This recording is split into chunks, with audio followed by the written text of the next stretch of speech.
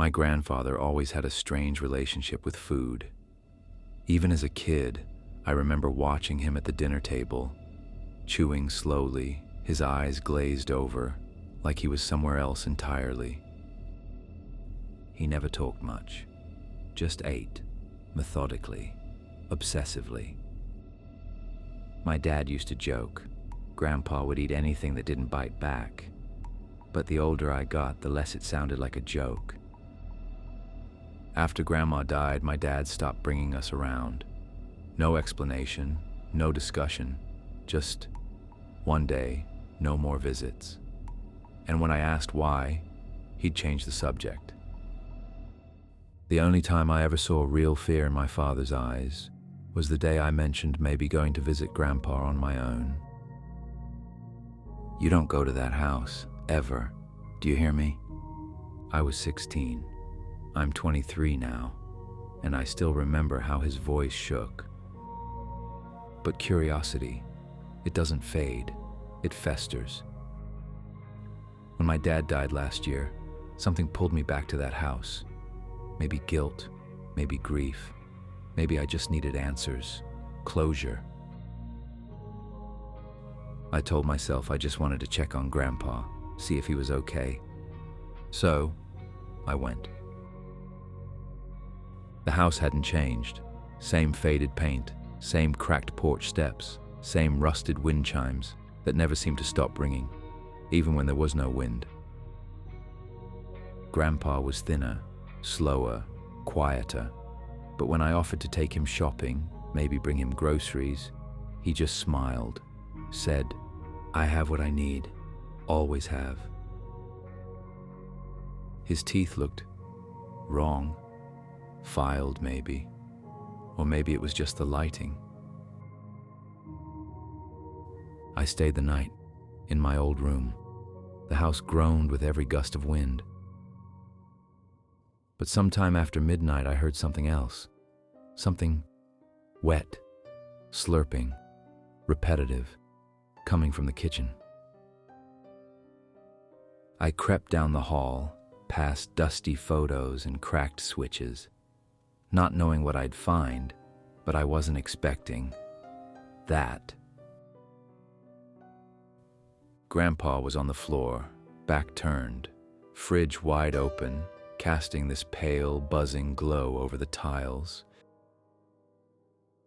His hands were buried in something raw, something moving, and he wasn't chewing like he used to. He was tearing. When he turned around, his eyes were black, not dark, not shadowed, black. And his mouth, God, his mouth was stretched wider than any human mouth should be, and what he was eating. I didn't sleep much after what I saw. Even after Grandpa shuffled back to bed, moving like nothing had happened, I just sat there in the dark, gripping the edge of the mattress, trying to convince myself I'd imagined it. Maybe it was a dream, a hallucination, a trick of the light, but I couldn't unsee the way his jaw had unhinged, or how he'd lapped up blood like soup. Morning came too fast. The sun cut through the grimy window blinds like knives. I hadn't planned on staying another day, but I couldn't leave yet. Not without answers. Not with that image burned into my skull. When I came down, Grandpa was already in the kitchen. He sat at the table like nothing had happened. His plate was empty, just a few smears of something dark across it. I tried not to look too closely. He asked if I slept okay. His voice was hoarse but calm. I lied. Said yeah. Just said the house makes a lot of noise. He nodded. Said she creaks like bones in a coffin. I waited for him to laugh, to break the tension, but he didn't. Instead, he pointed toward a yellowed piece of paper taped to the wall by the back door. It looked like a handwritten list, Rules scrawled in thick, angry marker. No locked doors, no mirrors uncovered after sundown. Don't open the cellar. Do not bleed in the house. He told me those still apply. Said breaking them wakes something up. Something that's better left sleeping. I stared at him. You seriously want me to follow those? He tapped the side of his head, said, They're not for me, they're for what's left. I asked what that meant. He just stared out the window, distant. Then asked if my father ever told me about Nathaniel. I opened my mouth but had nothing to say. He was dodging, dancing around last night like it hadn't happened. He stood up with a groan and said he was heading out. Had to check the traps, he said. I blinked. Traps? He muttered something about raccoons tearing into his garbage. I didn't believe that for a second, but I nodded anyway. He grabbed an old jacket, left through the back door, and disappeared into the woods. I waited until I was sure he was gone. Then I got up and started exploring. The house smelled like mildew and something else, something sour, like meat just starting to rot. Every window was covered with thick, dust-caked curtains. There were no working clocks, and the only mirror I could find was in the hallway, completely shrouded in a heavy black cloth nailed to the wall. I yanked it back, just for a second.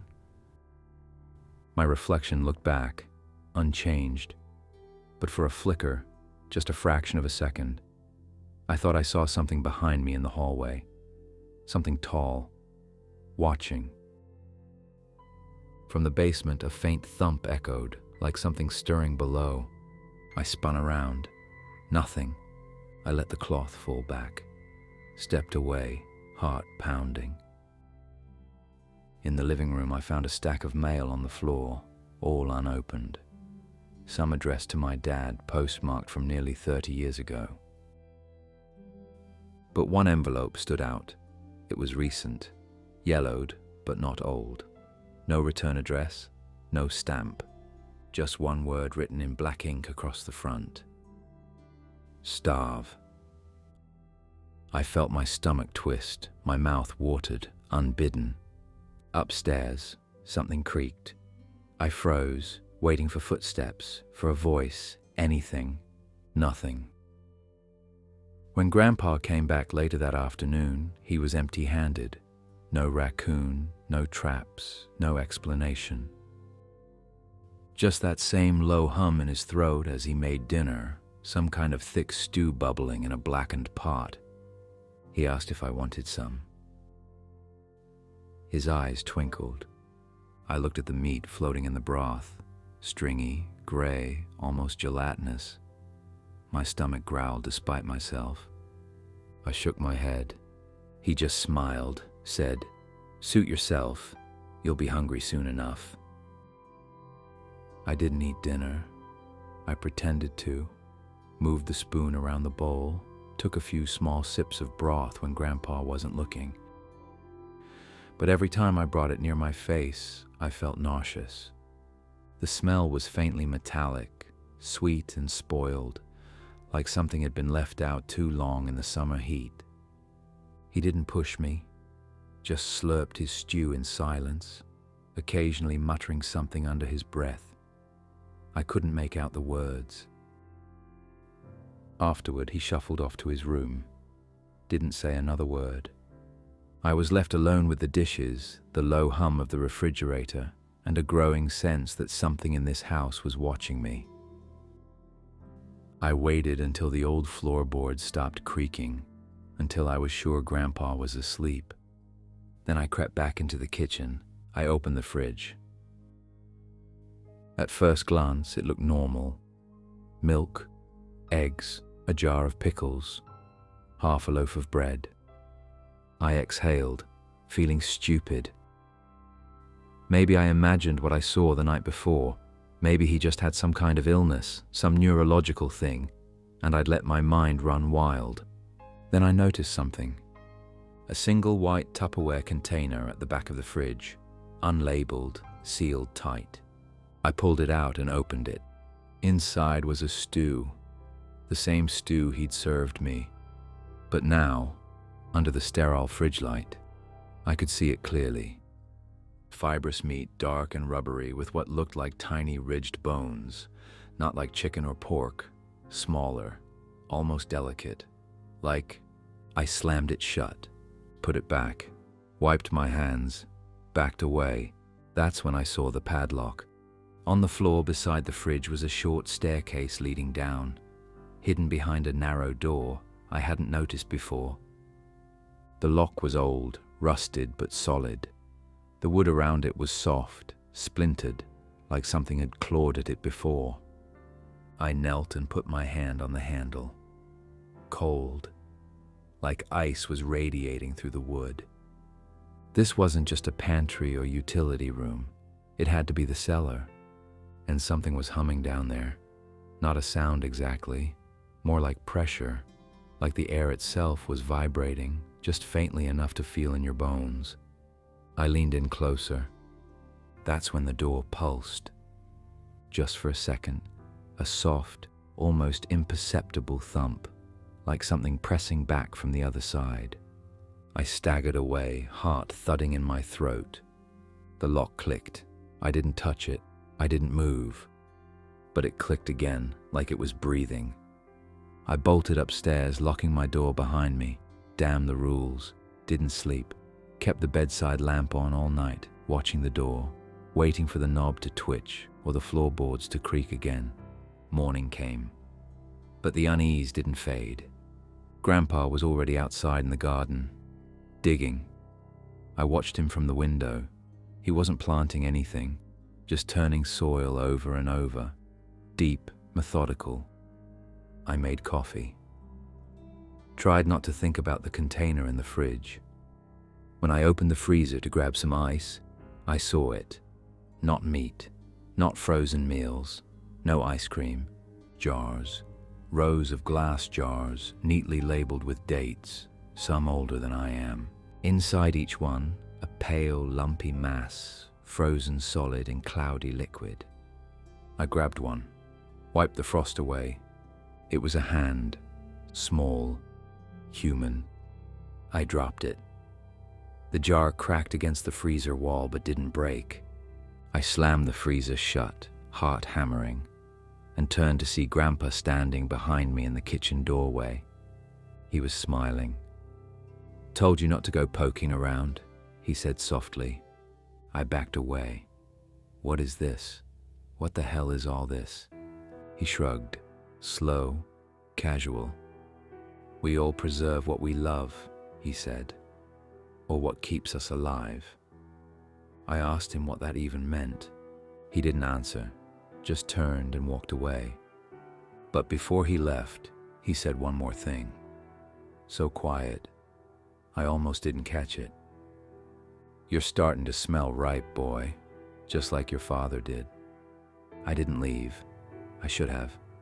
I should have packed my bag, gotten in my car, and driven until I ran out of gas. But fear does something strange to your brain. It roots you to the spot, makes you want to understand the thing that terrifies you. I needed to know what my grandfather was and what he meant about my father. After breakfast, if you can call dry toast and silence breakfast, Grandpa left again, muttering something about checking the perimeter. I waited until I heard the screen door slam behind him before slipping into his bedroom. It smelled like old fabric, smoke, and something faintly earthy.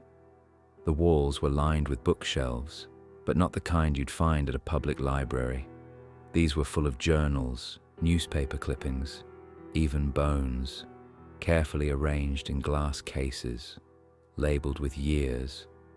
On one shelf was a tin marked 1979 Teeth. I didn't open it. In the top drawer of his desk, I found a stack of old black and white photographs, most of them water-damaged, curling at the edges. One of them froze me in place. It was my dad, maybe 10, standing in front of the house, smiling awkwardly at the camera. Next to him stood two older men, identical in every way, same cheekbones, same sunken eyes, same crooked smiles. One was clearly Grandpa. The other, I flipped the photo over. On the back, in faded ink, it read, Samuel and Nathaniel, June 1965. Nathaniel? I had never heard that name before. I dug deeper and found a dusty binder labeled Bloodline. Inside were handwritten notes, generation after generation of family members, and something else, rituals. Each page detailed a horrific rite of passage, somewhere between a feeding and a sacrifice. The dates matched the photos. Each generation had one who ate and one who served. When I found the page for my father, I stopped breathing. His name was there, Daniel, chosen. Below it, failed, refused, starved, and next to it, son born, reserved for next cycle. Reserved, me. Another name caught my eye further down, Jacob, pending, born 2008, a cousin I didn't know existed. I staggered back, knocking the binder to the floor. Papers spilled out everywhere. One landed face up near my foot. It was a letter, my father's handwriting. I recognized the careful block letters. It was addressed to me. If you're reading this, I'm sorry. I tried to end it with me. I left. I ran. But it doesn't let go. It always finds its way back. You'll start to notice things. The hunger, the cold, the dreams, the urges. If you haven't already, don't eat the food. And whatever you do, don't look him in the eyes when he's feeding. That's how it starts. I stood there shaking, clutching the letter in both hands. A shadow passed the window. Grandpa was back. I shoved everything into my backpack and rushed into the hallway. But something stopped me. I caught my reflection in the dusty hall mirror, still covered in that black sheet, half slid off from earlier. For a split second, my reflection didn't move.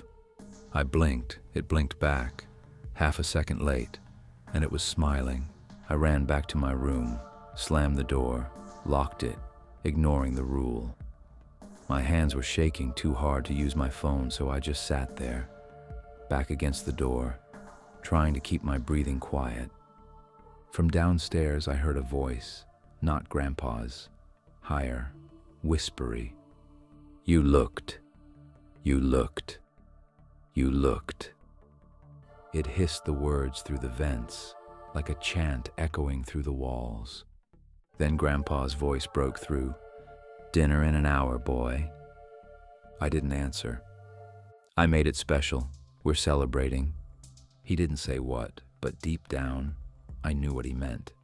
I didn't wait for dinner.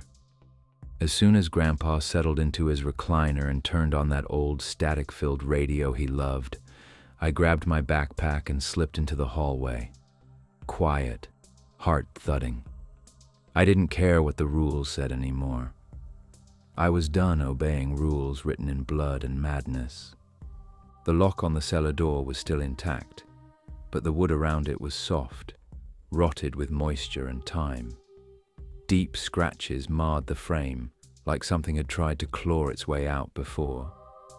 I wedged the claw end of a hammer I found in the hallway closet into the frame and pried hard. Crack. The door creaked open like a sigh from the grave.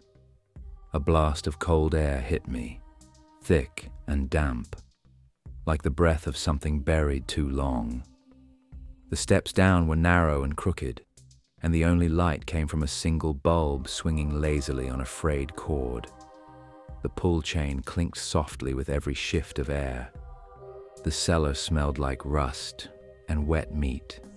As I descended, the walls seemed to press in, lined with shelves, but not of tools or supplies, jars, hundreds, meticulously labeled.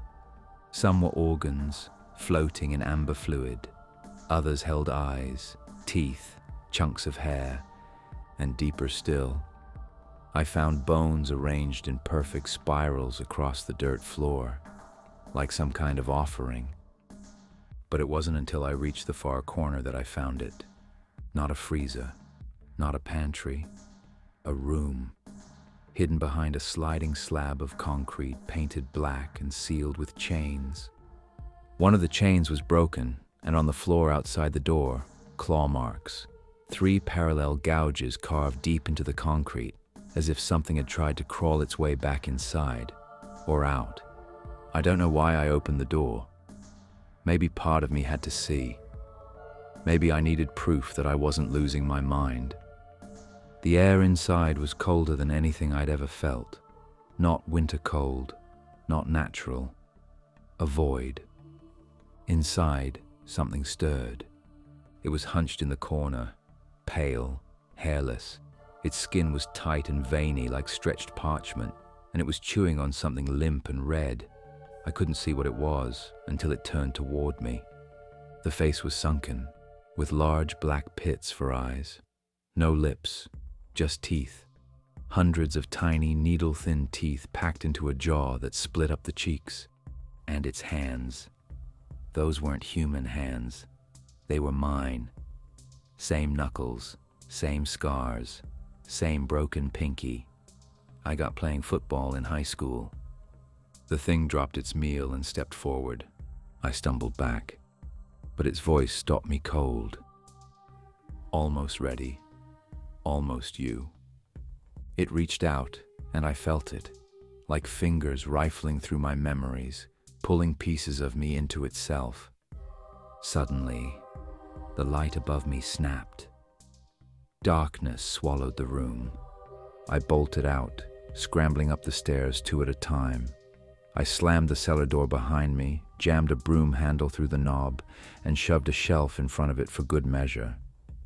I heard clawing from the other side, frantic, like it was already breaking through. Then I turned, and Grandpa was standing at the top of the stairs, smiling like he'd been waiting the whole time. "You let it out," he said. "No, I didn't. It was already..." He raised a hand. "Don't lie to me, boy. You felt it, didn't you? In your head. It touched you." I didn't answer. He stepped closer, voice low. "That thing down there is me. Or it used to be. Before I learned how to feed it just enough to keep it docile. But it takes more every year. I'm running dry. Your father didn't believe me. Thought he could starve it out. Run from it. Foolish. But you're the first one it spoke to." He stepped back, gesturing toward the dining room.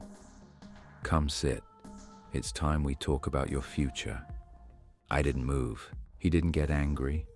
He just smiled wider, too wide, and said, "You don't have to eat tonight, but you will. Sooner or later, you will feed it." I didn't sit at the table.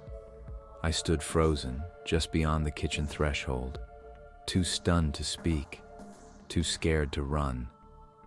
Grandpa had already set the table, 2 bowls of steaming stew, thick and red, with gray chunks floating like soft stones. The smell turned my stomach, but my jaw ached like it wanted to chew.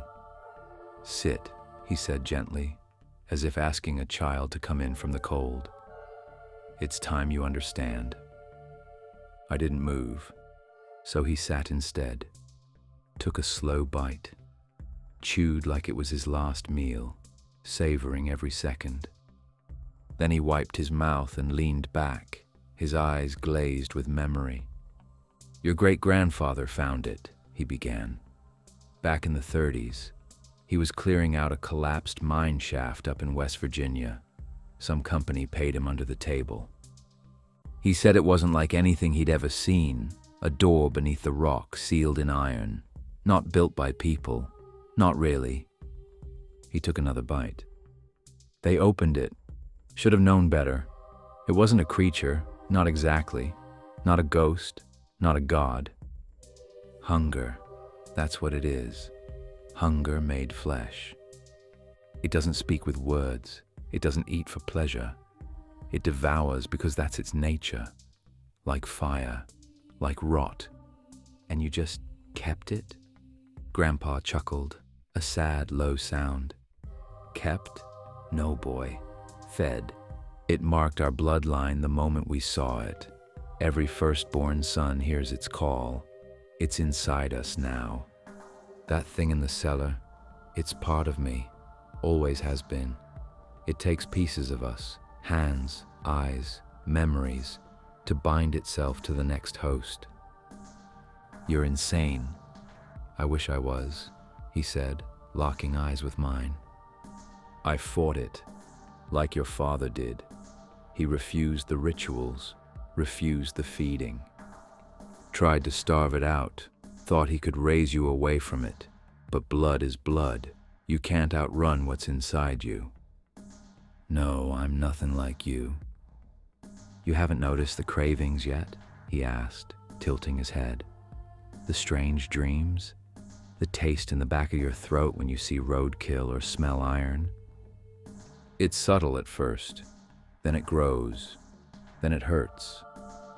I opened my mouth to deny it, then stopped, because I had noticed it. A few months ago, I started craving raw meat. I thought it was stress. I'd woken up once to find my pillow soaked with saliva and a strange pain in my jaw, and the headaches, always worse after seeing blood. You feel it, don't you? He whispered. It's waking up in you. No, I won't let it. He sighed. I said the same. So did your father. But we all made the choice eventually, feed it or become it. He pushed the second bowl toward me. What's in it? Afraid of the answer. Not human, not anymore, he said. They come here sometimes. Vagrants, addicts, things the world's already forgotten. It's not murder when you're feeding the thing that keeps you human. That's disgusting. That's survival. He stood and reached into his coat pocket, pulling out a small silver object, a surgical scalpel, clean, sharp. Last chance, boy, he said. The hunger's in you now. You'll feed it whether you want to or not. But if you make the cut yourself, just a nick, it'll bind to you. You'll control it. You won't become what's in the cellar. You'll be stronger, free. I stared at the blade. Or, he said, stepping forward, you can run. But it'll call. Sooner or later it'll find someone else. And when it does, you'll be the one in the basement. He dropped the scalpel on the table. It rang out, sharp and cold against the wood. Then he walked away. I stared at the stew, at the blade, at my trembling hands. And for a moment, just a moment, I imagined what it would feel like to stop resisting, to feed. I don't remember falling asleep. One moment I was staring at the scalpel on the table, my reflection warped in its blade. The next, I was waking up in my childhood bed, drenched in sweat, heart pounding. Outside, the wind howled against the eaves. The whole house breathed around me.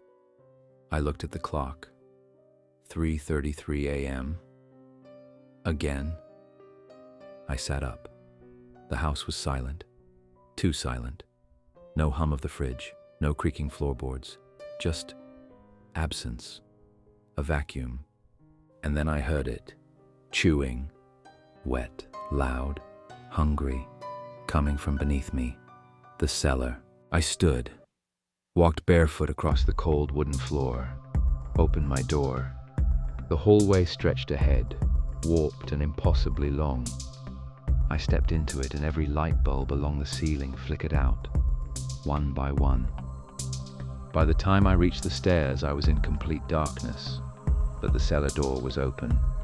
The broom handle snapped in half. One piece tossed aside like a broken bone. The shelf dragged away, deep gouges left in the hard wood. The air pouring out was colder than ever. Grandpa, I called. No answer. I crept down, each step screaming beneath my weight. until I reached the final one and saw the truth. Grandpa was there, on his knees, shirtless, bleeding from deep ritualistic cuts across his ribs. He was smiling, eyes glassy, mouth twitching in ecstasy. The thing stood over him, taller now, stronger. It had grown, and it was feeding, not chewing, absorbing. Its fingers pushed into his wounds, and with every movement, Grandpa's body shuddered, twitched, sagged. He was melting. And as I watched, I realized something horrific. He wanted this. He hadn't lied. This was the final ritual, a full surrender to pass the hunger to the next host. Grandpa turned his head slowly toward me. His mouth moved, but his voice came from inside my mind. Now you know. Now you choose. The creature stopped feeding and looked at me, its head tilted. Those black pits where eyes should be, they were my eyes. It stepped forward, and for the first time, I didn't move. I waited for fear. It didn't come. Instead, I felt hunger, deep, gnawing, ancient. My stomach growled so violently it felt like something twisting inside me. And the thing smiled. It held out a hand. Something wriggled in its palm, wet, pink, small. A sliver of flesh, my grandfather's heart, still beating. It touched my forehead with a clawed finger. A surge of heat shot through me, like something waking up inside my skull. I took the heart. I don't remember chewing, just swallowing. Fast, desperate, like it would vanish if I didn't consume it all at once. When it was done, I collapsed to my knees. The thing vanished into the darkness behind the bones. I lay on the floor for what felt like hours, twitching, convulsing, sweating blood. But when I stood, I felt stronger, taller, hungrier. The mirror at the foot of the cellar stairs was uncovered now. I looked, and the reflection wasn't quite mine anymore. It's been 3 weeks since then. I boarded up the cellar. I threw out the stew. But I haven't left. I can't. Something in the blood won't let me. The freezer hums louder now. There are new jars in it. And every night, at 3:33 a.m., I hear it whispering from the dirt below. Soon. Yesterday, someone knocked at the door. A boy, maybe 17. Said he was my cousin, Jacob. Said he wanted to know more about the family. I smiled. My jaw ached. Invited him in.